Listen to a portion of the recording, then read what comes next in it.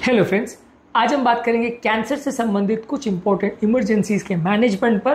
Cancer की बीमारी में कई अलग अलग तरह की इमरजेंसीज आती है, ये कौन सी होती है इस पर अलग वीडियो में हमने डिस्कस किया है। आज बेसिकली उसके मैनेजमेंट पर बात करेंगे। शॉर्ट में उन इमरजेंसीज के बारे में भी आपको बता देंगे। टॉपिक पर जाने से पहले जो लोग हमारे चैनल पर नए हैं मैं रिक्वेस्ट करूँगा कि चैनल को सब्सक्राइब करें, वीडियोस को लाइक करें, शेयर करें, फॉलो करें, कमेंट करें, पूरा देखिए।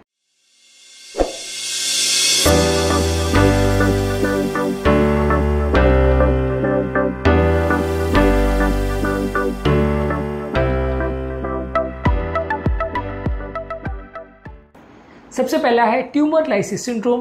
ट्यूमर लाइसिस सिंड्रोम में कैंसर सेल्स के टूटने की वजह से ब्लड में टॉक्सिन आ जाते हैं। इसमें लोगों को बहुत ज़्यादा सलाइन देने की ज़रूरत है ताकि ब्लड का जो एक्स्ट्रा टॉक्सिन है वो वॉश आउट हो जाए। इसके अलावा यूरिक एसिड बढ़ता है, इसके लिए एलोपिरिनॉल और रास्ब्यूरिकेज मेडिसिन दे सकते हैं। लोगों का यूरिन आउटपुट कई बार कम हो जाता है तो पेशाब बढ़ाने वाली दवाई दे सकते हैं। लोगों के कई बार इलेक्ट्रोलाइट्स गड़बड़ हो जाते हैं तो वैसे व्यक्ति को इलेक्ट्रोलाइट्स खासकर पोटेशियम लेवल को चेंज करने के लिए या कम करने के लिए कैल्शियम ग्लूकोनेट, केएक्सएलाइट और इंसुलिन और ग्लूकोज का इन्फ्यूजन दिया जाता है। रेगुलर मॉनिटरिंग की आवश्यकता है किडनी फंक्शन की, इलेक्ट्रोलाइट्स की और रेलेवेंट पैरामीटर्स की, ताकि पेशेंट की कंडीशन को इम्प्रोवाइज किया जा सके और उसकी कंडीशन को बिगड़ने से बचाया जा सके।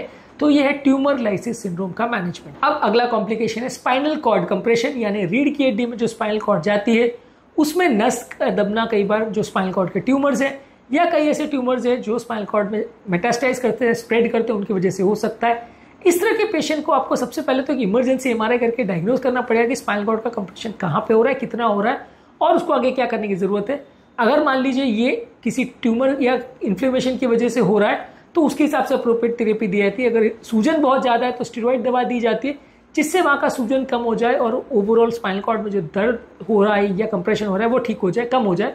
इसके अलावा अगर ट्यूमर का सेल्स वहाँ बढ़ते जा रहे हैं तो रेडिएशन देके सेल्स का बर्डन कम कर सकते हैं। यदि ट्यूमर को काट के अलग किया जा सकता है और स्पाइनल कॉर्ड के कंप्रेशन को कम किया जा सकता है तो सर्जरी भी इसमें इंपॉर्टेंट तरीका है जिसके द्वारा आप ट्यूमर सेल्स को वहाँ से हटा सकते हैं और स्पाइनल कॉर्ड को आज़ाद कर सकते हैं इससे पहले कि वहाँ पैरालिसिस हो जाए, क्योंकि अगर स्पाइनल कॉर्ड को ज़्यादा कंप्रेशन हो गया तो सेल्स में पैरालिसिस हो सकता है, व्यक्ति का उसके बाद फिर चलना फिरना मुश्किल हो सकता है। पेशेंट को इसके दौरान कई बार बहुत ज़्यादा पेन होता है तो पेन को कम करने के लिए पेन किलर्स, ओपियोइड्स, एनाल्जेसिक्स और न्यूरोपैथिक पेन के लिए मेडिसिन दी जाती है जिससे पेन को कम कर सकते हैं।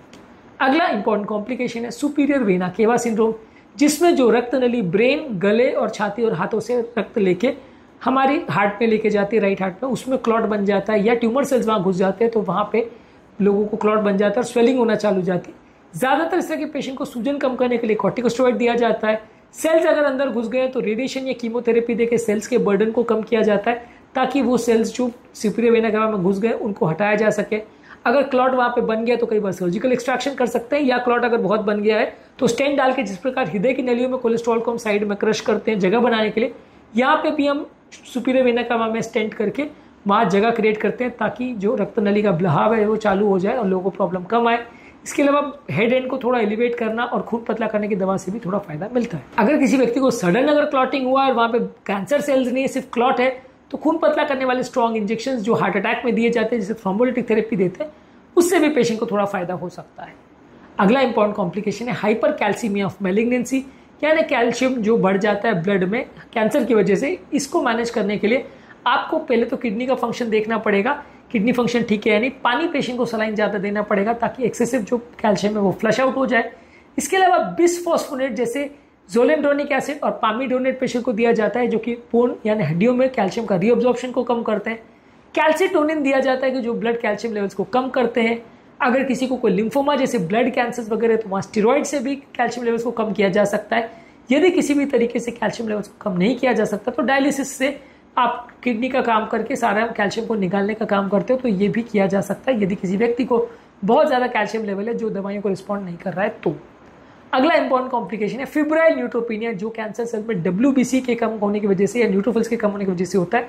ज़्यादातर ये कीमोथेरेपी रिलेटेड होता है। ज़्यादातर इस तरह के पेशेंट को बॉडी में इन्फेक्शन होता है जिसमें ब्रॉड स्पेक्ट्रम कीटाणुनाशक दवाइयाँ आप देते हैं ताकि कीटाणु मर जाए और जो पेशेंट को इन्फेक्शन हो रहा है वो कम हो जाए।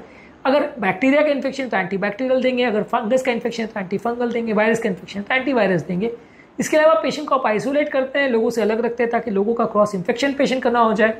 और ये न्यूट्रोफिल जो कम हो गए उनको बढ़ाने के लिए GCSF यानी ग्रैनुलोसाइट कॉलोनी स्टिमुलेटिंग फैक्टर उनको देते हैं जो कि व्हाइट ब्लड सेल्स के प्रोडक्शन को बढ़ाता है और फिब्राइल न्यूट्रोपिनिया से पेशेंट को बचाता है। तो ये भी अपने आप में एक डेंजरस और लाइफ थ्रेटनिंग सिचुएशन है। और लास्ट इंपॉर्टेंट कॉम्प्लिकेशन जिसके बारे में आज बात करेंगे वो है पेरिकार्डियल इफ्यूजन। इसमें हार्ट के चारों ओर जो झिल्ली होती है उसमें ब्लड या पानी भर जाता है, जिसकी वजह से हार्ट का कंप्रेशन होता है और हार्ट के दबने की वजह से व्यक्ति की जान जा सकती है। ऐसे पेशेंट में इमरजेंसी आप नीडल डाल के हार्ट के अंदर जो ब्लड भरा हुआ है या पानी भरा हुआ है उसको नीडल डाल के बाहर निकाल देते हैं। कई बार ये बार बार भी करना पड़ता है और जब बार बार करना पड़ता है तो फिर वहाँ पे आप एक विंडो बना के, एक चैनल बना के जो ब्लड है वहाँ को डायरेक्टली आप प्लूरा में या किसी और कैविटी में ड्रेन करते हो, ताकि जब भी वहाँ ब्लड भरे, पानी भरे, वो अपने आप निकलते चला जाए, बार बार हार्ट को कंप्रेशन ना हो। इसके अलावा आप सर्जरी करके कई बार पेरिकार्डियम को निकाल देते हैं या कई बार जो सैक के बीच में जगह है जिसमें बार बार पानी भर रहा है उसको चिपका देते हैं टैल्क या डॉक्सीसाइक्लिन डाल के। ये सारी चीज़ें भी कर सकते हैं। कई बार अगर सूजन बढ़ने की वजह से, इन्फ्लेमेशन की वजह से पानी भर रहा है तो कॉर्टिकोस्टेरॉइड सूजन बढ़ाने के लिए आप मदद कर सकते हैं।